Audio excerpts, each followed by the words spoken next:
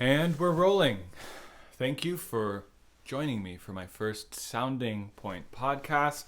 Now, what is this all about? What am I doing here? Who am I? Why are we doing this? All these questions and more will be answered in the course of this short first podcast. So, first, I'm Joseph Christensen. If you are listening to this podcast, most likely we know each other. So, hi, thank you for listening. And so I'm a violinist in Quartet San Francisco. We are a crossover string quartet, so we're all classically trained players, but we play in a lot of different styles that are non-classical. So we use we delve into jazz styles and rock and world music styles, and we really delve into pretty much anything we find interesting, which is everything. And we chiefly use the arrangements of our first violinist, Jeremy Cohen, and we have been traveling and we've been recording for a long time.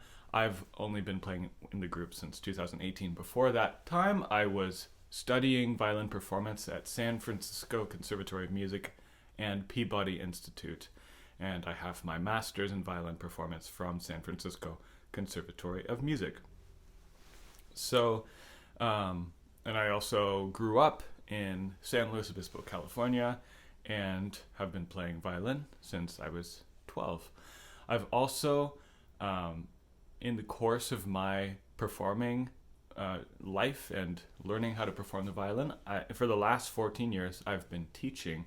And currently, besides my performing activities, I have been teaching a busy private studio, and that is my main activity besides performing. So, what is this podcast? A sounding point is, on a violin or a stringed instrument, it's the point of contact between the hair of the bow and the spot on the string that you choose to place it between the fingerboard, where you put your fingers down, and the bridge of the instrument. Now, it's a nice little name, it's a little pun on a technical aspect of string playing, but also a place where people can sound off and share their ideas, and a place that I hope to share some of the benefits of being a musician with you. So I am thinking about this podcast in two main ways. One is that we're in the middle of this coronavirus pandemic right now. It is currently May 22nd, which is a Friday in 2020, and we, for the last 2 months, have been shut down. So we have not really been able to leave home except to do essential activities such as going to the store or taking a walk outside. And it's been rather traumatic for people in all industries, music very much included in that. And unfortunately, Quartet San Francisco lost a lot of work out of this. We had some wonderful things that we were very excited about and were planning on doing this year, which were canceled. And I know with every musician I know, there's been a tremendous number of cancellations and a great deal of uncertainty as to where our next performances are going to be. When are we going to get back to normal? Are we going to get back to normal? So there's, in the midst of this uncertainty and in the midst of this fear and confusion, it's also been very heartening to see how musicians have responded with a tremendous amount of creativity. I've seen musicians from every walk of life and every ensemble you can imagine making amazing online content, and increasingly people are sharing and recording and learning how to produce content from home. And obviously this has kind of been the way of the future for a while now. People have been moving towards online content creation, and now more than ever it just seems like musicians, in order to occupy a place in the world where they're able to still make music and connect with people, but also be able to do so without fear of being shut down for months at a time, I think it's increasingly important that we turn to online means of communication. And I want to do that more as a musician. And my group, Quartet San Francisco, is also hoping to get more into that online content production game. But at the same time, I think it's there are other aspects of being a musician that I would love to share with my audience or my friends. Which at this point is my only audience.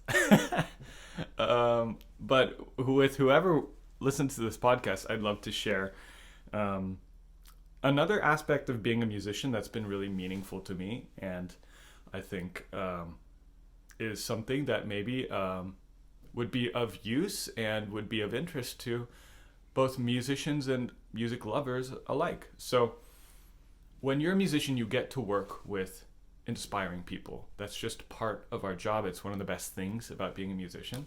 And why not share conversations with some of those people? I would love to have some of the conversations I've been able to have in private with some of my esteemed friends and colleagues and be able to share them. So that's kind of the reason I'm doing this podcast. For the first couple of episodes, I'm just going to give you some background on myself. I'm going to get more used to this medium, and I'm going to kind of learn how to post it to the different forms of podcast hosting areas, and I'm going to kind of get settled with it. I kind of don't want to put you through all the technical glitches and embarrassing first takes until I've really sorted it out.